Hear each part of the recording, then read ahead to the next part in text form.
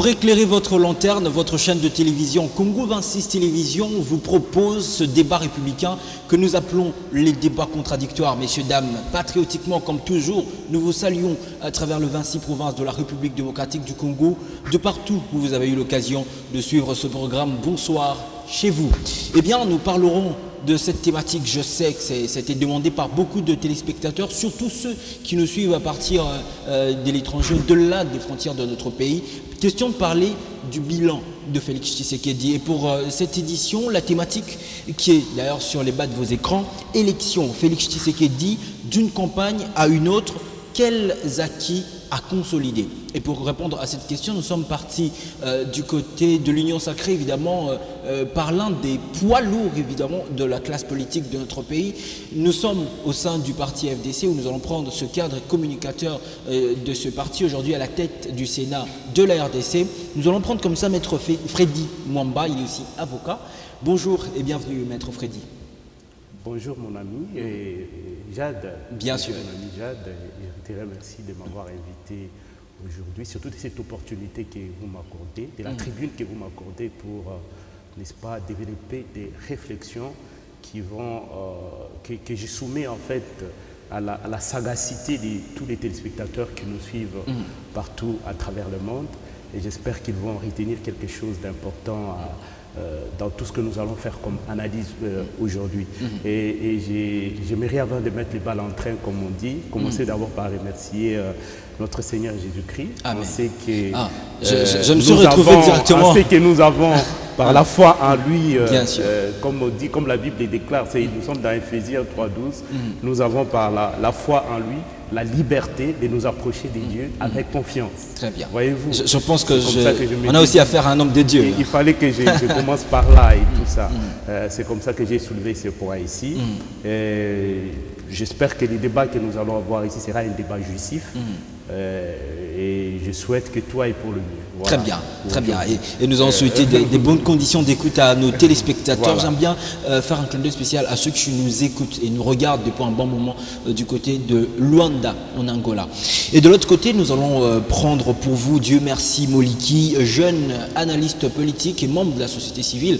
Et il s'affuble aussi comme panafricain. C'est la deuxième fois qu'il sera avec nous dans ce plateau du débat contradictoire. Bonsoir, bienvenue, Dieu merci Moliki. Bonsoir, merci cher Jade. En tout cas, le plaisir est au rendez-vous. Toujours avec sa cravate bleu ciel, oui, nous autour de son cou. Je tiens toujours ma promesse à votre égard. Merci beaucoup. Alors nous allons parler de beaucoup de secteurs dans lesquels le président de la République a tantôt mené des actions, tantôt fait des promesses. On parlera sécurité, on parlera économie et nous allons parler éducation. Commençons avec l'économie. Je vais commencer évidemment avec vous, Freddy Mwamba. Comment est-ce que vous évaluez la gestion économique du président Félix Tshisekedi? On va repartir de 2018 jusqu'à aujourd'hui. Bon, moi je pense que nous étions dans un pays qui connaissait pratiquement, je dirais, une dépression économique, un marasme économique. Il y avait une crise économique ambiante dans ces pays, mais depuis que le président Félix Antoine Tshisekedi est là, il y a quand même un bond en avant qui a été, n'est-ce pas, fait sur le plan économique. Je suis en train ici de faire allusion, n'est-ce pas, à cette lutte qui est menée sans merci contre la dégressivité du pouvoir d'achat, parce qu'avec l'inflation, qui est en fait une inflation importée, compte tenu de toutes les difficultés que connaît le monde aujourd'hui sur le plan économique, avec le problème du carburant, de la hausse des prix des carburants et autres, à cause de la guerre dans l'Ukraine, qui fait que le plus grand pourvoyeur en pétrole, qui est la Russie, n'arrive plus à vendre son pétrole, ou bien les vend à un prix prohibitif, à un prix un peu très élevé, et qui permet, il y a pratiquement un renchérissement sur tout le plan, et qui fait que aujourd'hui nos économies puissent en prendre un coup. Vous avez connu la Covid-19, et malgré ça, nous avons développé une résilience économique qui est due n'est-ce pas, aux politiques publiques prudentielles qui ont été mises en branle par, n'est-ce pas, le gouvernement de la République démocratique du Congo pour essayer d'atténuer un tant soit peu les chocs que nous avons connues avec les différentes crises que j'ai évoquées. Vous avez parlé de la crise en Ukraine et la crise sanitaire mondiale, la Covid-19. Dans le monde. Et donc ce n'est pas facile. D'ailleurs, je peux dire que beaucoup de pays aujourd'hui connaissent pire que ce que nous connaissons actuellement dans notre pays.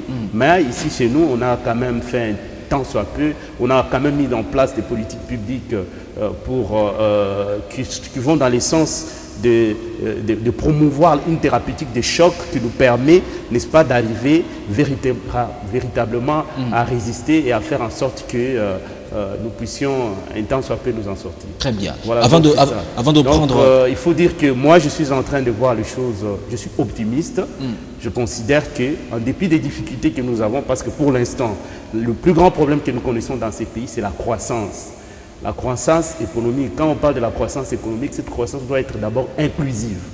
Vous ne pouvez pas parler d'une croissance tant que cette croissance n'est pas inclusive, c'est-à-dire que tant que le panier de la ménagère ne ressemble pas à vous voyez, tant que le panier de la ménagère n'est pas servi. Et pour que ces paniers de la ménagère soient servis, il faudra que nous puissions passer par les industries manufacturières qui seront mises en place pour faire en sorte que cette chaîne de valeur puisse permettre, n'est-ce pas, aux Congolais d'avoir de l'emploi, d'avoir le boulot qui va permettre à tous les Congolais d'avoir un revenu qui va faire en sorte qu'au moins chacun puisse avoir la possibilité de boucler ses fins de mois ou d'abouter, de nouer ses débuts de mois sans coup férir. Très bien. Avant de prendre l'avis de Dieu merci Molik, je vois quand il fait descendre sa jambe, ça veut dire qu'il affûte ses armes. Félix Tshisekedi, on va revenir en 2018, pendant sa campagne électorale, parce qu'on a essayé de caler cette thématique entre ces deux campagnes électorales. Il a promis de stabiliser le cadre macroéconomique et d'accroître le pouvoir d'achat du Congolais. Vous êtes d'accord avec moi? Est-ce que cela a été fait au courant de ce mandat? Bon, moi je pense que ça a été fait, parce qu'il faut dire que quand on parle d'abord du cadre macroéconomique, il faut commencer par la microéconomie. Et la microéconomie, c'est des emplois notamment qui ont été aussi créés quelque part dans ce pays ici, qui permettent aux gens, n'est-ce pas, d'avoir un salaire à la fin de chaque mois et d'aller au marché, de s'acheter quelque chose. Et quand vous allez au marché, vous achetez quelque chose, celui qui est au marché a aussi la possibilité d'aller acheter d'autres marchandises et vous avez en fait le commerce qui tourne. Le commerce qui est en train de tourner à plein régime à cause de cela. Je vais te donner un exemple. L'exemple le plus parlant et le plus patent, c'est d'abord la zone économique spéciale que nous connaissons ici.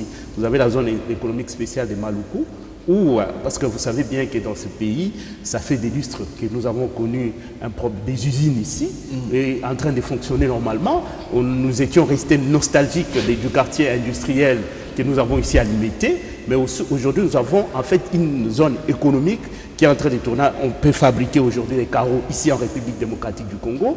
Ici en République démocratique du Congo, on peut monter des bus ici sur place. Et tout ça, et toutes ces usines qui ont été créées ont permis à ce que les Congolais puissent arracher de l'emploi.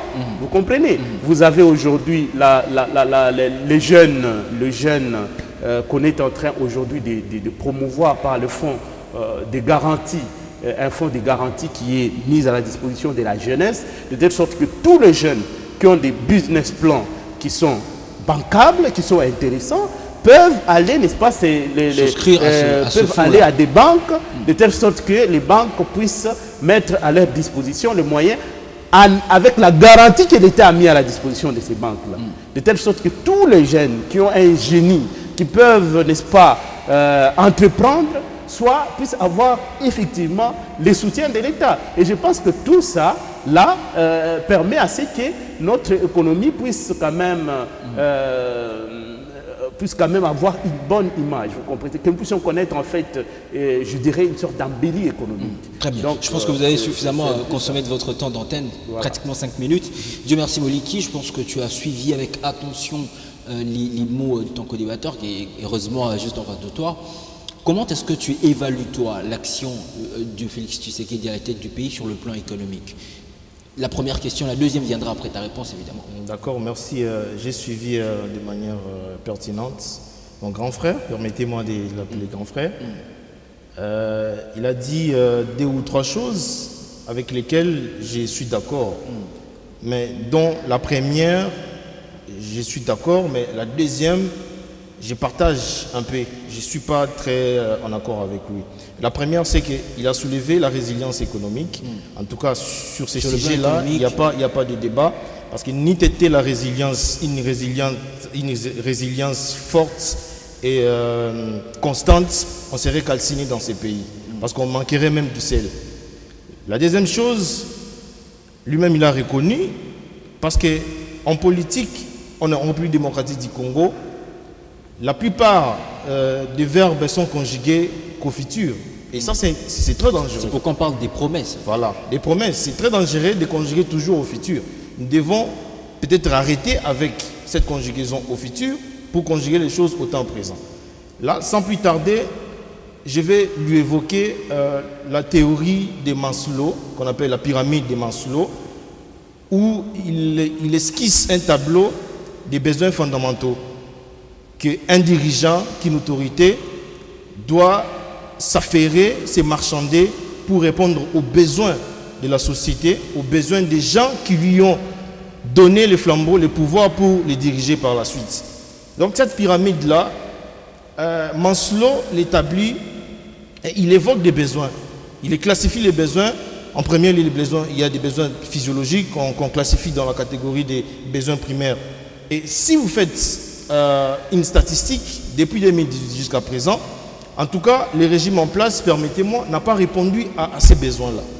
Aux besoins primaires.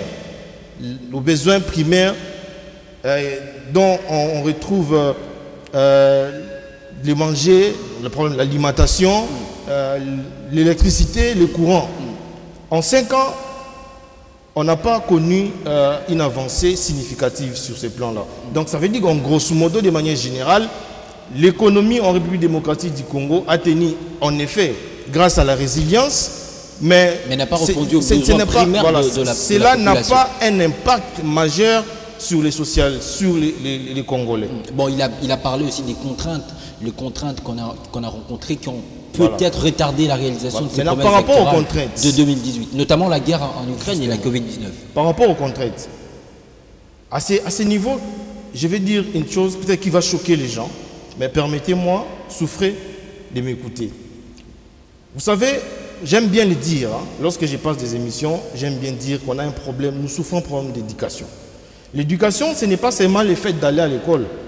L'éducation, c'est ainsi que même on a fait une différence entre l'éducation et l'instruction. C'est-à-dire l'instruction, c'est le fait d'aller apprendre quelque chose dans un atelier du savoir, qu'on appelle école. Oui, l'éducation, l'on retrouve plus dans la famille, la cellule de base. C'est que lorsqu'un enfant naît, il doit bénéficier d'une éducation venant de ses parents, par la manière de se comporter, par la manière de parler, et par la manière de s'adresser aux gens en public.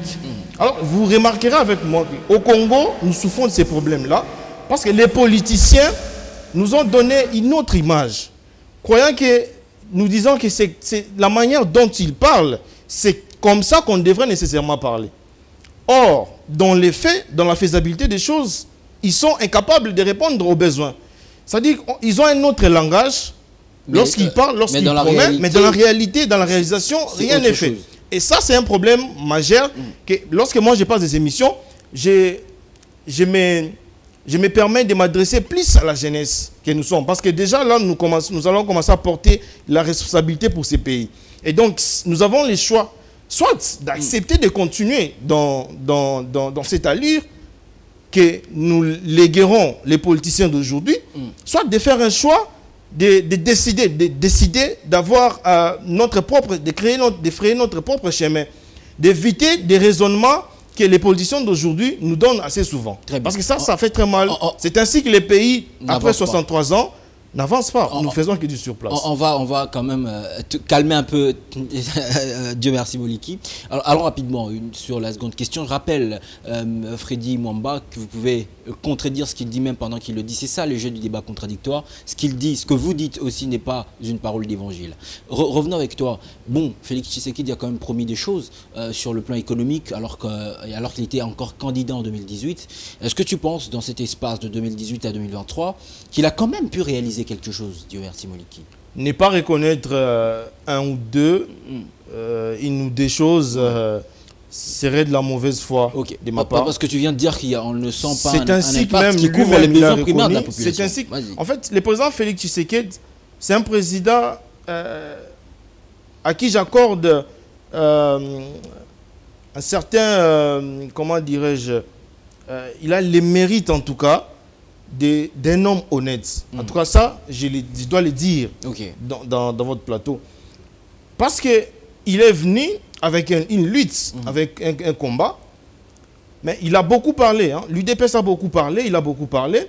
Mais lorsqu'il a pris la manivelle, il a compris, il s'est rendu compte que... C'est de cette honnêteté que tu parles. Voilà, c'est ça. Et c'est très important, et c'est très capital. C'est comme ça que moi, peut-être je vais lui donner ma voix. Juste pour ça. Ça, c'est d'une honnêteté jamais vue au Congo. Ça veut dire qu'il a promis des choses, il arrive, il trouve des réalités. Il trouve des défis énormes et majeurs. Il dit non, je donne. Il a dit, je vois les images circulent sur Internet où il dit... je donne à mon prédécesseur raison. C'est-à-dire qu'il s'est rendu compte du défi qu'il y avait en République démocratique du Congo et il s'est dit, non, ça n'a pas, ça pouvait pas faire l'objet des discours énormes comme on l'a fait hier. Beaucoup de discours, même des réprimandes. Mais lorsqu'il arrive, il comprend qu'en tout cas, le Congo était dans un gouffre et il s'est vertu quand même pour... C'est ainsi qu'il parle lui-même de consolidation. Très bien, très bien. Alors une autre question, je vais encore me retourner vers Freddy Mamba. Aujourd'hui on parle du taux de dollar, parce que nous sommes toujours dans cette parenthèse autour de l'actualité. Félix Tshisekedi, il a trouvé à peu près 4 milliards, enfin on va parler plutôt du budget du pays, après on parlera du taux de dollar. Le président en place a trouvé ce budget à peu près 4 milliards et aujourd'hui c'est élevé à 4 fois plus, c'est-à-dire aux environs de 16 milliards. Mais on ne trouve toujours pas, je vais emprunter les mots de votre co-débatteur, on ne trouve toujours pas cet effet sur le panier d'aménagères. Comment on explique cela? Donc moi je pense que je venais de le dire ici tout de suite, j'ai dit, pour que ça se ressente effectivement dans le panier de la ménagère, il va falloir qu'il y ait la création des industries manufacturières. Très bien. Et ces industries n'ont pas été créées en 5 ans? Moi, je pense que le président de la République ne pouvait pas faire tout cela en un tournement. Vous comprenez? Donc, c'est le fruit d'une maturation progressive. C'est-à-dire ça vient avec les temps, au fur et à mesure qu'il est en train de gérer. C'est alors que je pense que toutes ces perspectives réjouissantes seront en fait mises à la disposition de la population. C'est-à-dire permettre n'est-ce pas, des perspectives d'ascension sociale. Sociale et économique, évidemment. Ça va se passer par là. C'est-à-dire qu'on crée l'emploi, on développe une chaîne de valeur qui va faire en sorte qu'on puisse créer l'emploi. Et pour l'instant, il s'affaire d'abord à jeter les bases, à jeter les jalons. C'est ce que le président de la République est en train de faire. De telle sorte que nous puissions avoir une fondation qui va nous permettre, bien entendu, de construire maintenant une économie qui soit, réluisante et faire en sorte que, n'est-ce pas, nous puissions ressentir cette croissance, n'est-ce pas, dans l'ensemble de la population. Voilà, une croissance pour une prospérité partagée. Voilà. Que nous puissions avoir cette croissance pour une prospérité partagée. Mais je pense qu'il a dit quelque chose, il a parlé de l'éducation, je ne sais pas, il voulait faire allusion à quoi en parlant de l'éducation, qu'il y a un problème de l'éducation ici avec les acteurs politiques. Moi, je pense qu'il faut faire la part des choses parce que ce ne sont pas, on ne peut pas mettre tous les œufs, dans le même bocal. Parce qu'il y a, c'est au fait de prendre qu'on peut juger quelqu'un, comme le président de la République est aux manettes et tout ce qu'il avait dit. En tout cas, il fait un effort pour pouvoir les réaliser avec, n'est-ce pas, cette volonté, des politiques volontaristes qu'il est en train d'actionner pour faire en sorte que nous puissions voir que les choses bougent, les choses vont de l'avant. Je vous ai parlé ici des usines qui n'étaient pas créées dans ces pays. Nous avons une usine de la production des câbles qui vient d'être créé à Lubumbashi. Tout ça, c'est des emplois qui ont été créés. Il y a environ 5 000 magistrats qui ont été recrutés. Tout ça, ce sont des emplois qui ont été, sont des emplois concrets, n'est-ce pas? Et pour faire de sorte qu'il y ait essaimage des juridictions à travers la République et que nous puissions avoir partout, essayer d'approcher la justice justiciable, parce que vous savez que même pour que ces pays puissent aussi connaître un changement véritable, il faut qu'il y ait une justice plus juste. Avec une justice plus juste, avec, n'est-ce pas, la sanction, vous allez voir que ces pays va davantage, n'est-ce pas, évoluer comme nous les souhaitons tous. Et comme nous le voulons. Donc c'est un peu ça. Moi, je pense que le président de la République a réalisé un certain nombre de choses qui méritent que nous puissions continuer à compter encore avec lui à la tête de ces pays, c'est-à-dire faire en sorte que ces acquis-là soient effectivement consolidés. Et que l'on ne il a parlé de la gratuité, il a essayé un peu de frôler, je crois, la gratuité ici. Pas encore. Il n'a pas parlé de la gratuité. On en parlera sûrement. Vous allez permettre d'en placer une. En une minute. Le grand frère a voulu savoir, lorsque j'ai parlé de l'éducation, si je faisais allusion, et j'ai été clair, je crois. J'ai fait même une distinction entre l'éducation et l'instruction. J'ai dit l'éducation, c'est l'ensemble des valeurs morales que les parents inculquent. Non, mais ça c'est une définition. Ça, justement. Et donc pour toi, dans la classe politique, les valeurs manquent. J'aimerais que pour que ça fasse sens, j'aimerais que tu puisses... Lorsque j'ai dit qu'on a un problème d'éducation, on a un problème d'éducation dans notre pays, c'est par rapport à ce que nous voyons aujourd'hui. Parce que ce n'est pas normal de promettre aux gens pour 5 ans, pour un mandat de 5 ans, de promettre aux gens des choses qui seront réalisables au fil de 10 années. C'est quand même... C'est un problème d'éducation. Très bien. C'est qui a promis? La précision, je parle d'abord, je parlerai de tous les présidents qu'on a connus. Ils promettent... Bon, je parle lorsqu'on a ouvert les pays dans la voie des élections, le président Kabila avait promis, mais qui dérangeait les autres, qui dérangeait le régime en place hier. Parce que c'est ça. En fait, la politique commence par des promesses. Mais lorsqu'on promet, on doit avoir beaucoup de temps. Ça veut dire, dans le langage de mon grand frère aujourd'hui, c'est comme si hier, rien n'a été fait, à l'époque de Kabila. Lorsque vous sondez son langage, c'est comme si rien n'a été à l'époque de Kabila et que quelque chose est commencé d'être fait aujourd'hui à l'époque de Félix. Donc, alors, lorsque je parle de l'éducation, c'est justement à ce niveau-là. C'est un problème d'éducation parce qu'on a détourné... Vous vouliez dire quelque chose? On détourne... Oui, je veux dire quelque chose, c'est quand même important. C'est moi qui avais la parole. Je pense qu'on détourne l'attention de la jeunesse. Pourtant, en même temps, on dit la jeunesse, c'est l'espoir de demain. Lorsque vous détournez une telle jeunesse, vous faites perdre tout un pays. Et c'est comme ça que le pays est au risque de disparaître. Parce que les politiciens nous promettent des choses qui ne réalisent pas par la suite. C'est-à-dire qu'ils ne sont pas réalistes. Au lieu de promettre aux gens de l'eau, de l'électricité, vous allez voir un programme avec 10 axes. C'est de l'utopie. Et moi, justement, je suis à ce niveau-là. C'est-à-dire, lorsque je passe des émissions, ce n'est pas sur... Je ne m'attelle pas au bilan. Moi, je suis dans la pensée, dans l'homme. Dans ce que l'homme, comment est-ce que l'homme doit se comporter, d'abord doit se comporter, en fait, ensuite pour faire quelque chose. Très bien. Je pense qu'on va... Freddy Mamba, vous avez à redire sur ce qu'il a dit. Moi, je pense que je suis en train de craindre qu'il puisse se contredire parce qu'il a soulevé ici un point qui était très important. C'est lui en rapport avec l'intégrité, qui est une intégrité apodictique du président de la République, une intégrité démonstrative du président de la République. Il a dit ici qu'il y a certaines choses qu'on peut dire aussi, qu'on peut dire lorsqu'on est dans l'opposition, mais lorsqu'on arrive au pouvoir, on considère que face à certaines réalités, on n'arrive plus à réaliser ces promesses-là. Il y a certaines choses qui ne peuvent pas permettre à ce que vous puissiez réaliser un certain nombre de choses. Mais le mal, c'est de continuer à pouvoir entretenir une sorte d'enfumage. Mais vous les faites. Vous trompez les gens. Vous les faites. Mais le président a été sincère avec lui-même. Il l'a dit, il venait de le dire d'ailleurs tout à l'heure. Voilà, le président a été honnête. Le président n'est qu'un échantillon. Mais moi, je parle de tous les Congolais. Il a été sincère avec lui. Je peux vous dire que c'est quelqu'un qui est en train, en fait, de gérer ces pays dans la vérité.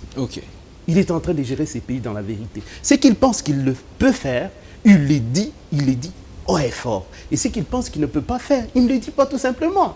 Donc, je pense que là, je mérite d'ailleurs balayer cet argumentaire de dire qu'il y a un problème d'éducation. En tout cas, s'il y a un problème d'éducation, ça ne peut pas concerner notre candidat numéro 20. C'est peut-être un problème qui concernerait d'autres présidents, mais pas le président Félix Tshisekedi. Parce que depuis qu'il est là, il fait un effort pour accomplir des actions qui vont dans les sens de rencontrer véritablement les aspirations des populations congolaises. Très bien. Et tout le monde est en train de les bel voir. échappatoire. Ça fait combien de temps dans ces pays? Il n'y a pas d'échappatoire qui tienne ici. Il n'y a pas d'échappatoire qui vaille.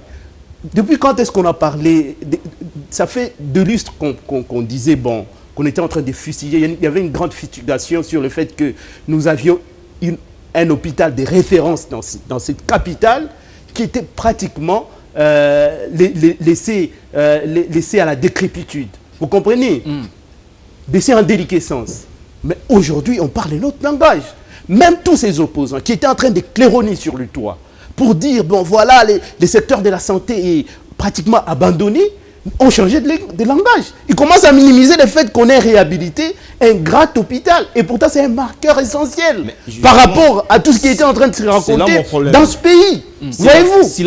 Donc, vous avez aujourd'hui les politiciens je vous dis, vous avez aujourd'hui un grand hôpital. Les gens voulaient assez qu'on réhabilite, mais finalement, ils bénéficient de la reconstruction de tout un hôpital. Parce que lorsque vous regardez l'image qui présente aujourd'hui Mama Emo et l'image qui est présentée Mama Emo dans le temps, vous verrez que c'est le jour et la nuit. Ce n'est pas la même chose. Et c'est une expression la plus viscérale, la plus profonde de cette volonté politique imprimée par le président de la République. C'est tout ce que nous sommes en train de dire. Donc c'est un homme des actions concrètes. C'est comme ça que je peux même me permettre de dire que je suis en train de remarquer qu'il y a une brillante auréole qui se profile à l'horizon en rapport avec le second mandat que le président de la République va avoir cette fois-ci, parce qu'il y a une mobilisation hors du commun autour de sa campagne. Et vous êtes en train de les vivre. Mais on comprend que cette fois-ci, il y a beaucoup moins de promesses par rapport à 2018. En tout cas, ça c'est parmi mes souhaits. En tout cas. Moins de promesses, ça veut dire qu'il y a eu quelque chose qui a été promis, mais qui n'a pas été réalisé. Non, il faut qu'on soit concret. Parce qu'en tout cas, il n'a pas promis quelque chose qui n'a pas réalisé. Les gens qui nous suivent, il n'y a pas un projet qui a été promis, mais qui n'a pas été réalisé. Les gens qui nous suivent vont comprendre ma philosophie. Et c'est là que je vous rappelle que l'émission n'est pas encore finie. Il y a encore des thématiques qu'on va aborder. Peut-être que votre collaborateur aura l'occasion de contredire cette phrase-là. Il n'y a pas de problème. Ma philosophie, en tout cas, elle est celle-là. Moi, en tout cas, c'était un souhait depuis longtemps que les candidats pour cet électorat ne viennent pas avec des programmes lourds, des programmes chargés. Parce que ça serait de l'utopie.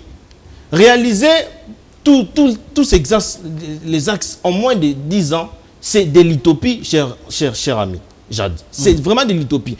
Et c'est comme ça que moi, je veux que les politiciens, que nous serons demain, nous rectifions cette façon de discours, cette façon de dire aux gens, cette façon de promettre aux gens des choses. Promettons, la promesse n'est pas une mauvaise chose, mais promettons avec exactitude. Disons clairement que pour mon mandat, parce qu'il n'y a que 5 ans, pour mon mandat, en tout cas avec tous les défis que je vais rencontrer, en tout cas au pays, avec tous ces défis-là, je ne peux que réaliser par exemple de l'eau pour les Congolais. Et ça serait d'une honnêteté extrême. Au lieu de promettre de l'eau, de l'électricité et commencer à trouver des mots pendant ou après le mandat pour justifier les défis. C'est comme si ces défis-là sont venus vous trouver. Or, avant d'entrer à la magistrature suprême, vous avez déjà une idée. Vous avez déjà une idée des défis qui vous attendent. Très bien. Une autre ligne droite, une dernière ligne droite, j'aimerais qu'on prenne que 2 minutes autour de cette ligne droite parce qu'on a vraiment très peu de temps. On parle là, je l'avais promis, on va parler du taux de change. En termes simples pour nos téléspectateurs, ce taux de dollar, il est arrivé au pouvoir, il a trouvé un certain chiffre, vous le savez, Maître Freddy, et puis aujourd'hui il y a un autre chiffre qui est de loin plus grand que ce qu'il a trouvé. Comment on explique cette dégringolade du taux de dollar? Je vous ai expliqué ici, il y a eu beaucoup d'événements qui ont fait en sorte que nous puissions connaître une sorte d'inflation. Et ce n'est pas seulement un problème. Le monde aujourd'hui, c'est un peu comme un petit et réduit en un village pratiquement. Nous sommes à l'heure de la mondialisation, où nous sommes tous liés, nous sommes interconnectés. On n'évolue pas comme si on était dans l'autarcie, vous comprenez? Ce qui fait que quand il y a un problème, une crise qui est constatée quelque part, et nous avons comme par l'effet boomerang, nous ressentons cette crise-là, même ici chez nous. Vous comprenez? Donc ça, il faut mettre ça dans l'ordre dans un ordre qui est tout à fait global, où vous avez plusieurs pays qui connaissent les mêmes problèmes que nous connaissons. Donc ce n'est pas un problème particulier à la République démocratique du Congo. L'inflation, c'est une inflation importée, comme je vous ai dit. Et je crois que les efforts que nous sommes appelés à faire dans le futur, parce qu'on ne peut pas faire toutes choses quand et quand, comme on dit, en même temps. On ne peut pas faire toutes choses en même temps, comme il était en train de parler de l'eau ici.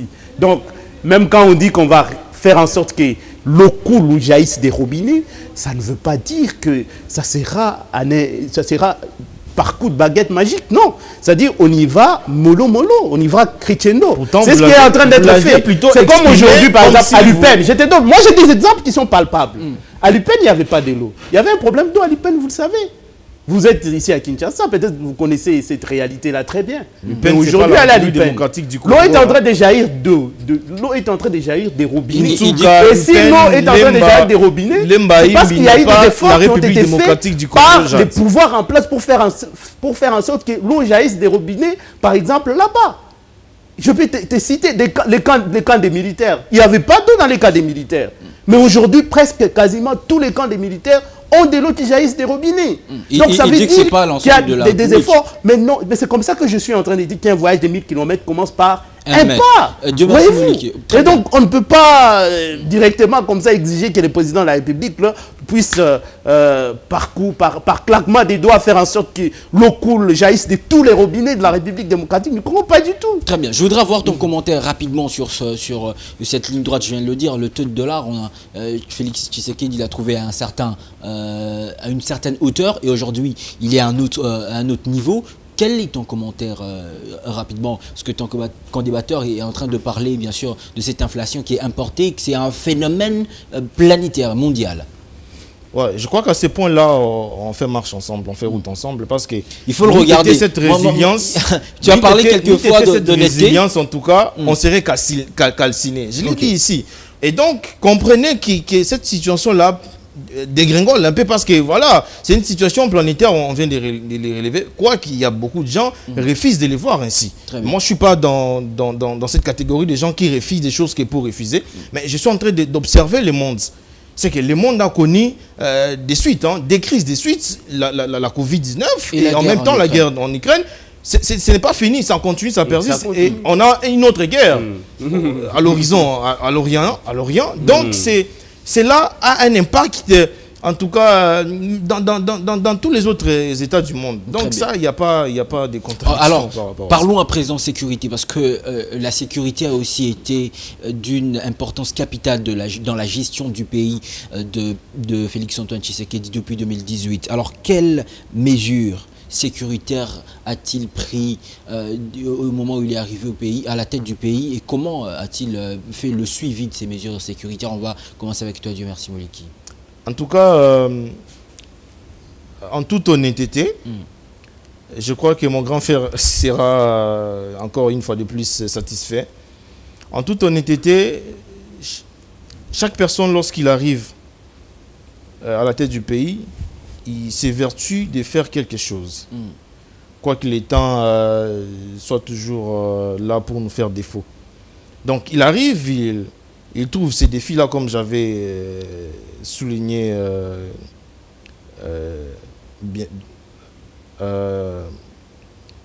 pas très loin. Parce que c'est ça, c'est une réalité. L'insécurité. Notre pays est agressé. Mais il devrait mettre un mécanisme, comment instaurer, sinon restaurer la sécurité à l'est du pays. Parce que c'était une situation, ça c'est mon avis, très délicate. Parce que l'on se retrouve devant une coquille où il y a le jaune d'œuf, il y a même le blanc d'œuf. Et c'est ça la situation. Parce que ces mouvements-là, qui met mal à l'aise la population de l'Est, il s'agit bien de ceux qui sont congolais et il s'agit aussi de ceux qui ne sont pas des Congolais. Alors, en tant qu'une personne avérée, une personne assidue, une personne d'intelligence ne doit pas prendre cette situation à la légère. Parce que ce serait aussi faire clouer les siens. Et donc, comprenons que jusqu'à présent, il n'a pas croisé les bras. Il essaye de faire régner la paix, mais ce n'est pas facile. Et donc, à ces points-là, moi, je les dispense en tout cas. Et ce n'est pas facile, cette situation qui prévoit à l'est du pays. Très bien. Mais il a trouvé le pays sans groupe rebelle occupant aussi longuement un territoire aussi important de notre pays, toujours dans cette partie de l'Est de la République, Dieu merci Molik. Oui, en effet, Jade. Je donne un exemple très basique. Là, tu sens qu'on va aller doucement. Hein. Justement, je donne un exemple très basique.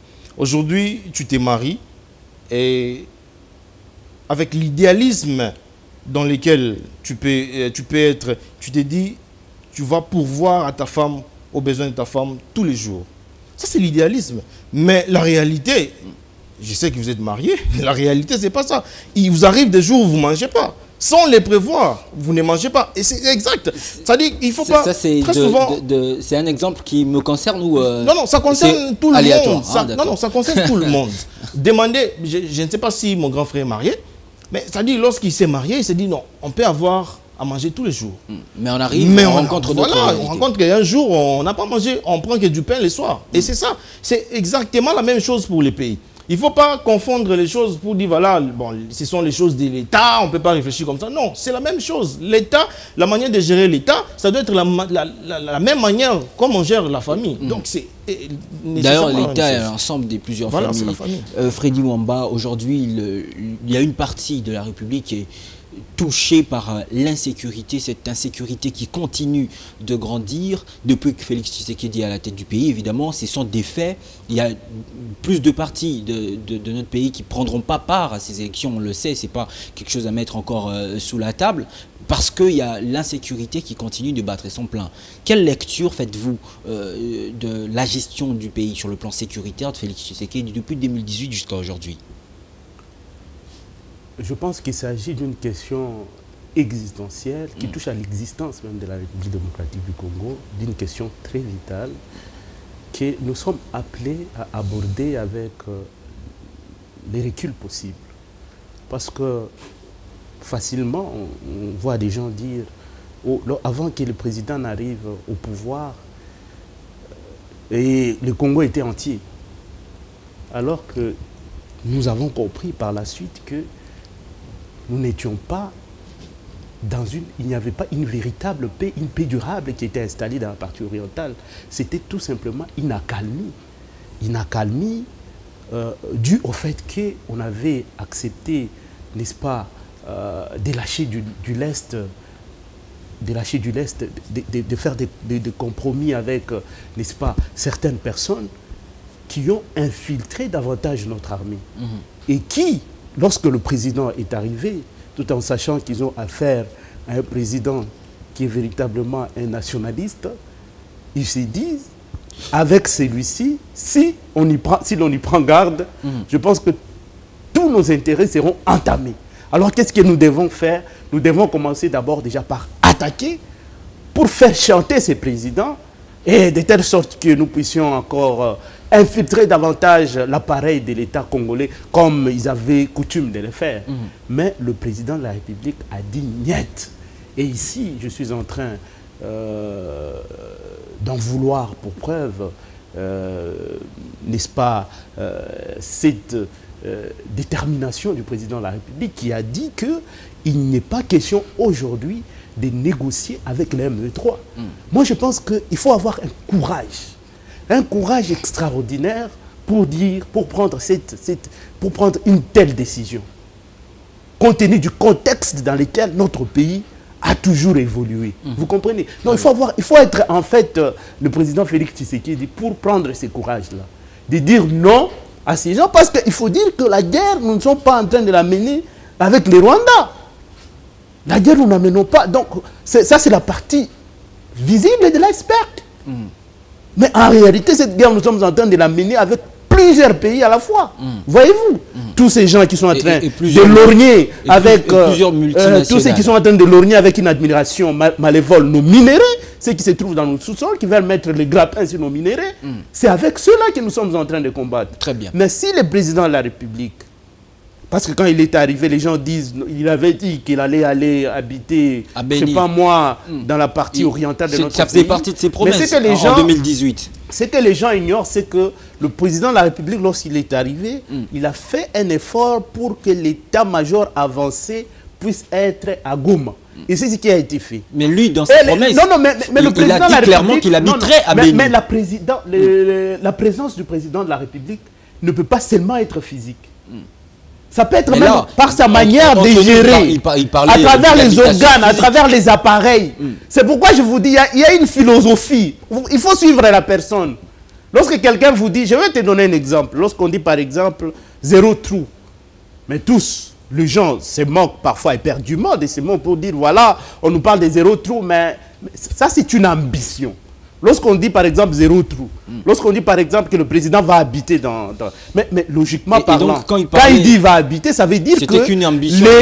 Non, ça veut dire que les populations de la partie orientale de notre pays vont ressentir les effets de la gestion du président, même à partir de là où ils sont. Ils vont sentir la présence du président à travers ce qui va se passer dans cette ville. Alors, je vais te donner un exemple. Le président Félix aujourd'hui, je peux te donner, peut-être que les gens ne maîtrisent pas. La ville il n'y a pas une ville qui est plus sécurisée aujourd'hui comme la ville de Goma. Est-ce que vous le savez? Il n'y a pas une ville qui est plus sécurisée au moment où je suis en train de parler avec toi comme la ville de Goma. C'est pour vous dire à quel point il prend à bras le corps toute cette situation pour faire en sorte que la paix soit restaurée. Maintenant, les drames, c'est lesquels? Les drames, c'est... Nous avons des compatriotes qui sont en fait en train de se cramponner dans un populisme, je dirais, répulsif, de se vautrer dans un populisme répulsif en rapport avec la situation de sécurité dans la partie orientale de notre pays, alors qu'on devait pouvoir unir nos intelligences pour faire en sorte que nos forces armées puissent recouvrer leur lustre d'antan. Je pense que c'est ça. Ça serait bien réfléchi. Très bien. Ça serait faire œuvre utile que de se comporter de cette façon-là. Alors, Dieu merci, Moliki. Au lieu de tenir des propos dépréciatifs sur l'armée, des propos dépréciatifs sur la situation sécuritaire. C'était qu'une ambition alors que Tshisekedi habite à Béni. C'est bon, Non, je crois que j'ai quelque chose à dire. J'étais entendu vouloir dire quelque chose. On va aller très vite. Je me remets toujours aux gens qui nous regardent, qui vont suivre cette émission. En tout cas, ils vont savoir là où je suis. En fait, ma place dans des émissions, ma philosophie. Vous voyez, dans tout ce que mon grand frère vient de dire, en tout cas, je ne sais pas si vous n'avez pas retrouvé ma place. Là, lorsque je parle, je remettais en cause les discours politiques. C'est-à-dire qu'on doit être par moments conséquent alors d'assumer nos propos. Il a dit qu'il allait habiter. Lorsque vous dites que vous allez habiter, vous voulez que les gens les comprennent de quelle manière? Aussi longtemps qu'on a créé dans ces pays une telle idéologie. Vous voyez, nous sommes dans une idéologie. Aujourd'hui, on commence à comprendre certaines choses. Pour y sortir, ça devient un problème. Ça devient un problème. Alors, assumez que les gens prennent ça comme ça. Quand vous dites que je vais habiter, il ne faut pas philosopher là-dessus pour vous dire que non, c'est une manière. Non, mais il n'y a pas à philosopher parce que... C'est comme ça que moi, je suis en train de balayer. Les populations souhaitent. C'est la présence du président dans cette partie, ou bien c'est la paix. C'est ça que je voulais arrêter avec. Il pose une question. Qu'est-ce que les gens voulaient? La présence du président de la République ou la paix? Lorsque le président dit je vais habiter, donc habiter c'est la présence physique. Très bien. Mais moi je comprends. Moi exceptionnellement, je suis dans cette philosophie-là. Habiter, en tout cas, lorsqu'il a prononcé ces mots, ça ne voudrait pas nécessairement dire sa présence physique. Qui déplace avec sa maison pour aller habiter là-bas. Non, c'est ça que les grands frères viennent d'expliquer. Alors pourquoi cela crée un problème? Est-ce qu'on a senti un effet? Non, l'effet là, mais sinon, s'il n'y avait aucun effet, en tout cas, on serait encore calciné. Je reviens pour l'exemple de l'économie. Donc, moi, tout ce que j'essaye de dire ici, c'est qu'on doit éviter des propos qui mènent à la confusion.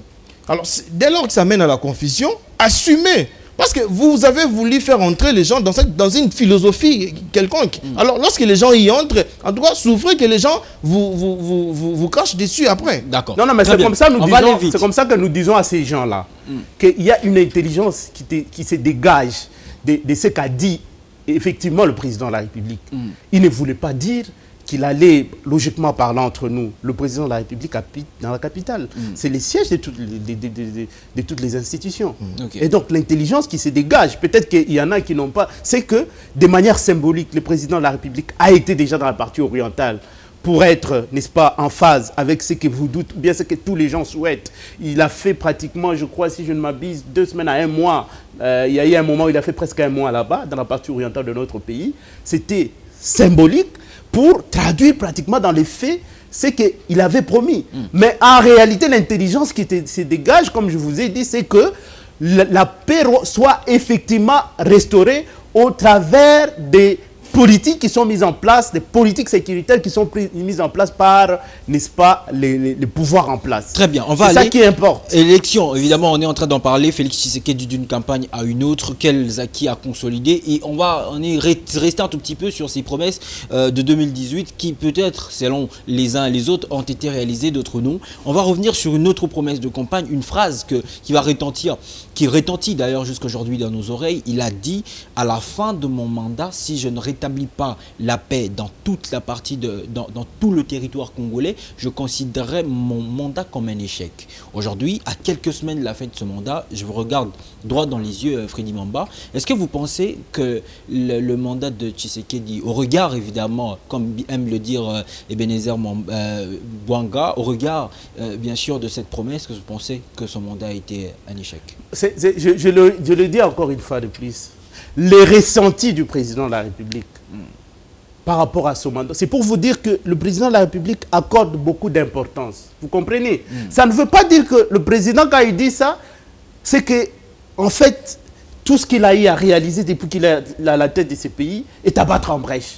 Parce que le président a dit ça. Mais ça, c'était un ressenti par rapport à un secteur, par rapport à un secteur précis. Vous comprenez? Au demeurant important.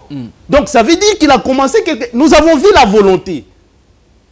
Jusqu'où il est allé avec sa volonté pour faire en sorte qu'il y ait restauration de la paix. Moi, je peux dire que quelque part, la première victoire que nous avons enregistrée aujourd'hui, c'est que aujourd'hui, le monde entier n'a plus le même regard qu'il avait sur Kagame. Ne vous en faites pas. Le regard aujourd'hui sur Kagame devient tout autre. Kagame était devenu un peu comme, je dirais, un intouchable. On ne pouvait jamais formuler une critique à l'égard de Kagame parce que lui, il est avec le blanc, matin, midi, soir. Lui, tout ce qu'il dit, c'est oui et amen. C'est comporté comme des bénis oui. Ce qui n'est pas le cas avec le président Félix. Le président Félix dit haut et clairement, il dit haut et fort que la République démocratique du Congo est agressée par Kagame. Par le régime de Kagame. Et il est dit haut et fort. Ça fait partie des efforts. Moi, je pense qu'il faut pouvoir saluer et acclamer des deux mains. Ça veut dire que le président de la République a posé des actions qui, aujourd'hui, lorsque nous essayons d'analyser, nous poussent à considérer que le président de la République n'a pas échoué comme il avait dit qu'il allait avoir ses ressentis. Si jamais les choses n'allaient pas de l'avant, mais moi, je pense qu'aujourd'hui, les choses commencent à évoluer. Très bien. Parce que l'armée est montée en puissance. Vous avez vu, l'EAC est parti. On pensait que si l'EAC partait, pour eux, ils pensaient peut-être que ça allait être le déluge. Mais l'EAC part. Mais vous sentez que nos forces armées sont toujours au front, en train de se défendre bec et ongle l'intégrité de notre territoire. C'est quelque chose qu'il faut saluer. Très bien. Aujourd'hui, vous voyez nos militaires, comment ils sont habillés. Vous ne voyez pas qu'il y a quand même un changement. C'est le symbole de l'État. Lorsque vous arrivez dans un pays, vous trouvez un militaire qui est quand même bien habillé comme ça, vous comprenez que je suis quand même dans un État qui est sérieux. Ça fait partie des symboles de l'État. Mais ça, dans le territoire. Au moins, dans chaque territoire, il y a un symbole de l'État. Très bien. On va écouter aussi Dieu merci Moleki très rapidement. On est en train d'être châtié par le temps.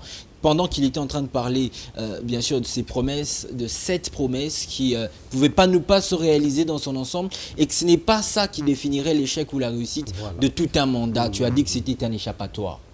Oui. Je le dis et je l'assume. 1 minute, on va aller rapidement, on doit parler éducation dans les 5 minutes. En 1 minute, mais permettez-moi dans le bon lingala. Tokei Kaka. Ça dit que nous ça émission puisque nous ni de l'opposition ni de la majorité. Je suis en fait de la société civile, je défends la population. C'est que batu la biso nga combat nanga eza na ba bilan té. Parce que na lobia ngo awa que un candidat qui va venir dans le programme n'a pas accès 6, 7, 8, 9, 10, c'est de l'utopie. Il ne va pas le réaliser en 5 ans. Ok, revenons sur le propos du président. Prochainement, parce qu'il faut total lobby. Les politiciens, le lobby peut-être dans les politiciens, totika ba discours yaba Jean Rouana que non, je vais faire ça, sans tenir compte des réalités, sans tenir compte du défi, de l'immense défi au Kutanango. Et c'est ça la philosophie on a émission. Mais non, par rapport aux propos du président, son mandat serait un échec s'il ne ramène pas la paix sur toute l'étendue de la République. Alors vous allez me permettre de faire des volets. Les premiers volets, oui, sur les discours. Si l'on reste sur les discours, parce que le discours n'a pas tenu compte des réalités. Si le discours, c'est un discours de campagne en 2018. Oui, sur le discours, c'est un échec. Parce que lui-même, il a dit, c'est un échec. Alors, comme la paix n'est pas rétablie, ça veut dire que son mandat est un échec. C'est vraiment un échec. Alors, deuxième volet. Deuxième volet, c'est que les réalismes. Les réalismes. Là, j'ai l'exemple. Quand je dis les réalismes, parce qu'il est devant un fait accompli. C'est-à-dire que... Il a compris que si c'était impossible, c'est comme ça que impossible. Très souvent, Toyoka la musique, non? Moi, j'ai l'habitude d'écouter Youssoufa dans Smile. Je ne sais pas si vous connaissez ce titre. You make me smile. Il dit, tant que l'on n'est pas encore brisé, hein, on ne comprend pas ce que vit l'autre, c'est que les moments par lesquels passe l'autre. Donc peut-être l'apparent. Donc ça veut dire qu'il a rencontré des réalités. Justement, c'est ça. Très bien. On va finir. On n'a plus que 5 minutes, Freddy Mwamba. C'est quand même important que je passe ce message. Bien sûr. Pour dire que Maloba, chef de l'État, Nyonso, ils ont boigna moko boye. Volonté, il y a Isaac et Sengeli to Magnolaka. Pour que Batu va comprendre. Nous ne sommes pas l'église. Chef de l'État, Azali ko linga koloba. Pour que les gens comprennent exactement Nini à Sali pour que Kimia Izonga. Ça sont des messages de l'homélie. Vous savez, dans une cathédrale, des propos abonnés, c'était Nakuna. Mais la politique, en politique, on ne peut pas tenir des tels propos. Dans la cathédrale, il y a pour faire en sorte que Batumisu Bayoka. Pour Batumisu Subado se laisser facilement emporter dans le discours Moroboye. Alobaki Boy, Alobaki Té. Parce que ce que tu as dit, Alobi Boy, phrase par phrase. Très bien. On va comprendre ma camoufle. On va comprendre le mot. Évitons ces gens de discours. Alors que parce qu'on n'a pas la même capacité, on n'a pas la même faculté de compréhension. Il faut quand même une bonne volonté derrière. On a senti qu'il la volonté ne refuse pas, mais les discours même mal à l'aise. C'est ça vraiment mon combat. Alors, on va aller sur une dernière ligne droite. On va parler cette fois-là de l'éducation. Et une seule question, on n'a vraiment pas de temps. Peut-être qu'on va revenir prochainement avec d'autres pour parler, développer sur d'autres secteurs. Parlons du secteur de l'éducation. C'était aussi une promesse de campagne en 2018 qu'il donnerait cette gratuité de l'enseignement. Quel acquis devons-nous consolider sur le plan de l'éducation? En une minute, Freddy Mwamba, très rapidement, quel acquis consolider dans le secteur de l'éducation? Moi, je pense que ce qui se passe sur le plan de l'éducation, c'est pas du tout commentaire. Parce que il y a environ 3 millions d'enfants qui ont regagné les chemins de l'école. Plus de 3 millions d'enfants qui ont regagné les chemins de l'école. Moi, je pense que c'est une bonne chose. Parce que ces enfants-là, au moment où nous sommes en train de parler, pouvaient rester à la maison. Tout simplement parce que peut-être leurs parents n'ont pas assez de moyens pour les envoyer à l'école. Mais si aujourd'hui ils peuvent aller à l'école et bénéficier de l'instruction, je pense que c'est quelque chose... C'est grâce à cette politique publique. Je crois que c'est quelque chose qu'il faut saluer. Et merci d'avoir répondu dans le temps. L'autre point qui est très important, les gens insistent beaucoup sur la qualité. Donc ça veut dire qu'il y a un pas d'abord qui a déjà été fait, qu'il faudra reconnaître. Qu'il faut d'abord reconnaître, parce qu'avant il ne partait pas. Mais maintenant il commence d'abord à partir. Donc, en ce qui concerne la qualité, je pense que petit à petit, il y aura encore davantage d'amélioration. Mais on ne peut pas aussi mettre en cause quand même le niveau de nos enseignants, parce qu'on dit non, le problème, ce n'est pas le problème de la qualité, c'est peut-être le problème de la prise en charge. Vous comprenez? La prise en charge des enfants quand ils sont en classe. Mais niveau de la qualité de l'enseignement, là, c'est... Là, c'est un autre débat. D'accord, très bien. Là, un autre on n'a vraiment plus le temps. Dieu merci, Moliki. Voilà. On est en train de chuter d'ailleurs dans ce débat contradictoire. Rapidement, gratuité de l'enseignement, c'était une promesse électorale de Félix Tshisekedi. Aujourd'hui, une réalité. C'est vrai, d'ailleurs, le maître Freddy a reconnu qu'il y a peut-être un autre travail à faire, mais le pas le plus important a été posé. C'est le départ même de cette politique publique.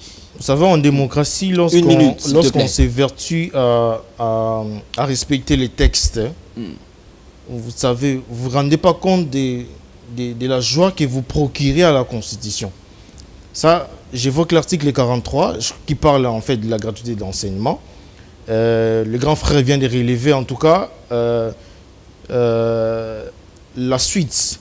Il y a une volonté qui est étalée au vu au-dessus de tous, mais la suite. Et c'est comme ça que même le président parle de consolider les acquis. Parce que ce n'est pas suffisant.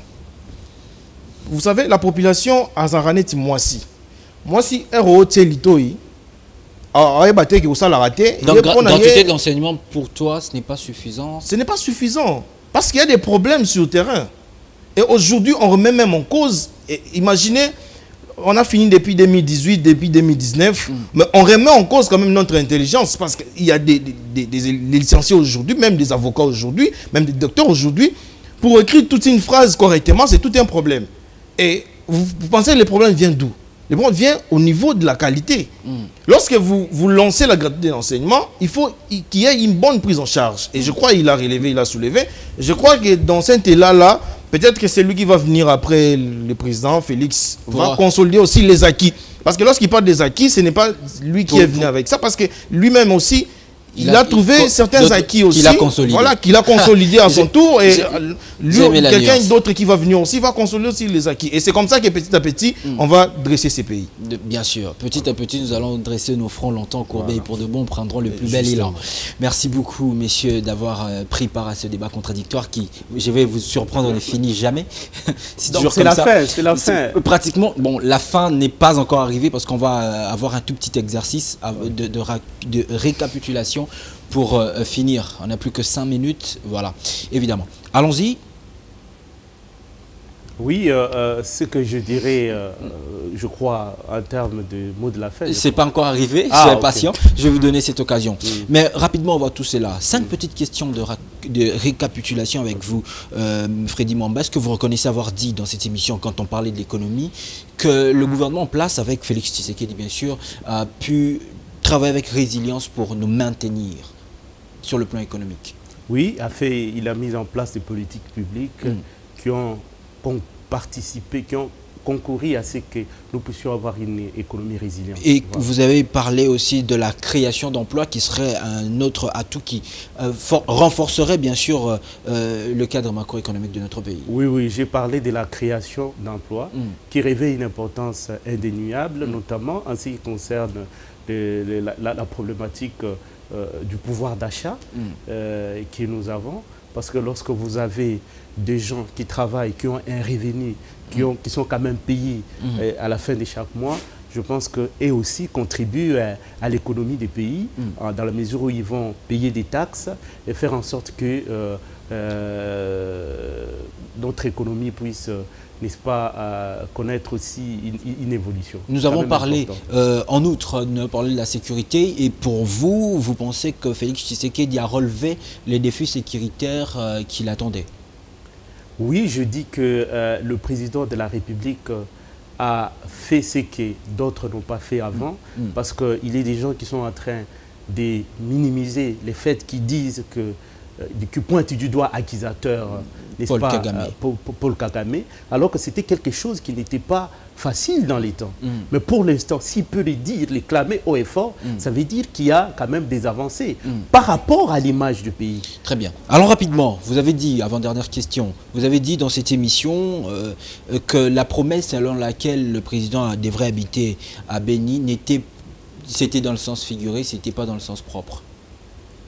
Bon, c'était dans le sens de dire que, à travers, n'est-ce pas, ces actions, ces politiques publiques sur le plan sécuritaire qui seront mises en place, les populations de la partie orientale vont effectivement sentir la présence du président de la République. C'est comme ça que il n'est pas obligé d'aller habiter avec eux. C'est pour ça que pour étayer, je vous ai parlé de l'état-major avancé, qui démontre à suffisance que le président de la République est là parce qu'il est le commandant suprême. Je vous ai parlé de sa présence symbolique dans la partie orientale. Et puis, je vous ai dit que ce qui importe plus, n'est pas seulement la présence du président, la présence physique, mais c'est l'intelligence qu'il y a derrière. Ça veut dire la restauration de la paix dans la partie orientale de notre pays, ce qui est en train d'être fait avec la montée en puissance de notre armée qui bénéficie désormais d'1 milliard de dollars. Très bien. Dernière question. Est-ce que vous reconnaissez avoir dit, oui ou non, tout simplement, que la gratuité de l'enseignement n'est pas parfaite, mais c'est un acquis à consolider? Nous avons, je crois que c'est un assez bon début pour mettre le pied à l'étrier.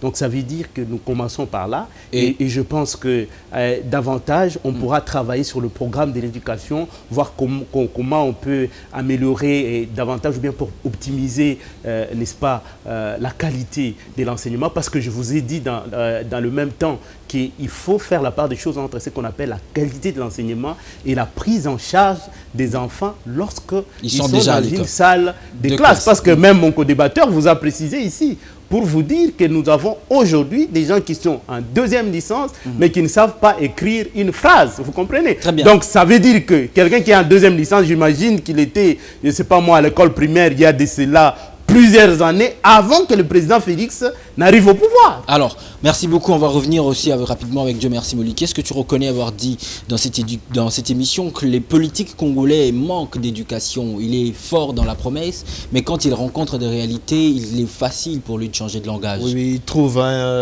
des excuses un peu bidons. Désolé que je le dise, et je n'ai que ça pour le dire. Tu as dit aussi dans cette émission, c'est vrai qu'il a quand même peut-être échoué dans son mandat, mais tu voteras quand même pour Félix Tshisekedi. Oui, parce que j'ai trouvé en lui une certaine honnêteté que je ne trouve pas chez les autres candidats. Et lorsque vous regardez son programme, il n'a que 6 axes. Tu n'as pas utilisé l'exemple. Le vote, il est secret quand même. Non, je l'exonère quand même parce qu'il n'a que 6 axes. En tout cas, je l'exonère. D'autres, ils sont venus avec les 18, 35, ça c'est de l'utopie. Et même si bien que lui aussi, il aura peut-être des difficultés pour les... Mais quand même, 6, ça va quand même. Ça va. Très bien. Dernière question pour toi. Est-ce que tu reconnais avoir dit que le fait que Tshisekedi ait dit que ce serait un échec, que la paix ne soit pas rétablie dans l'ensemble du territoire national lors de son mandat, eh bien on doit considérer que ce mandat est un échec, oui ou non? Je l'ai dit, en termes de discours, sur le plan des discours en tout cas c'est un échec, mais dans la réalité, dans les faits concrets, c'est pas un échec parce qu'il est en train de se vertuer pour que les pays soient tiennent quand même debout. Oui. Merci beaucoup, on a fini finalement. Alors quand vous regardez votre co-débatteur Freddy Mwamba, qu'est-ce que vous avez trouvé de positif chez lui tout au long de ces échanges? C'est par là qu'on va finir. Bon, avant que je ne finisse, j'aimerais d'abord inviter à... Je rappelle qu'on est déjà au-delà du temps réglementaire. Oui, donc là, d'abord rappeler bref, ça va nous aider. À tous les compatriotes du Sud Kivu de voter pour le numéro 157, le professeur Modeste Bahati Lukwebo. Qu'ils les aillent voter pour le professeur parce qu'il s'agit là d'un grand acteur politique qui incarne les changements. Qu'ils votent pour lui. Il y a eu un certain nombre de choses qu'il a réalisées, je pense, en faveur de compatriotes du Sud Kivu. Eux-mêmes savent. Il s'agit d'un acteur politique qu'ils portent dans leur cœur et je pense qu'ils vont aller nombreux massivement voter pour le professeur Modeste Bahati. Très bien. En quelques secondes, qu'est-ce que vous avez trouvé de positif? Ce que je dirais pour mon frère qui est avec moi ici, c'est que... de positif en tout cas, ce que vous avez trouvé de positif. Bon, je pense que tu commences à m'orienter. Bien sûr, c'est ma question et je l'oriente. Donc, je ne suis pas libre de donner mon point de vue. Non, je vous demande de dire ce que vous avez trouvé de positif, simplement. Non, ce qui est important, c'est que c'était quelqu'un qui est un homme de débat aussi, parce que c'est jamais facile d'accepter d'être contredit comme ça dans un débat et de ne pas pâlir de colère. Il y a des gens qui pâlissent facilement de colère lorsqu'ils sont dans un débat, surtout lorsqu'on les contredit. Ils veulent montrer que non, ce qu'ils ont dit, c'est véritablement une parole d'évangile et que personne ne peut pas, quand il dit c'est oui, amen. Mais quand même, il a été tolérant tout au long de notre débat d'aujourd'hui. Très bien. Je crois que c'est ça le point positif que je peux tirer dans tout ce qu'il a fait comme exercice, comme gymnastique intellectuelle sur ces plateaux. Très bien, donc, très élégant de votre part. Oui, c'est Dieu merci Moliki. En regardant celui que tout au long de cette émission, tu as affublé de grands frères. Qu'est-ce que tu as trouvé de positif? Ouais, d'abord, j'ai l'adulé comme un grand frère. En tout cas, on a passé une très belle émission. Il m'a respecté et également, je lui ai renvoyé l'encenseur. Très bien. En tout cas, mes respects, mon grand frère. Merci beaucoup. Non, on est des amis, mon frère. Bien sûr. Nous sommes en politique. Hein, bien sûr. Politique. Vous savez que Lumumba c'est pas immoral quand même. 32 ans. 31 oui, ans. 31 ans. Ouais. Donc moi j'ai toujours été contre ceux qui considèrent que même les histoires là de la jeunesse, pour dire non, c'est lui, il est encore jeune, il est... Non, ça dit à n'importe quel âge. vous valez déjà. Très bien. Donc, vous valez déjà, donc ne vous sous-estimez pas. C'est sur cette note républicaine. Aux âmes bien nées, la valeur n'attend pas les nombres d'années. Très bien. Voilà. C'est avec cette note républicaine que nous avons l'honneur de chuter finalement dans ce grand débat contradictoire. Nous savons que nous n'avons peut-être pas répondu à toutes vos questions. Nous avons fait l'essentiel de rencontrer l'idéologie même de cette émission. Vous éclairez votre lanterne sur des thématiques qui restent essentiellement sur l'actualité politique de notre pays.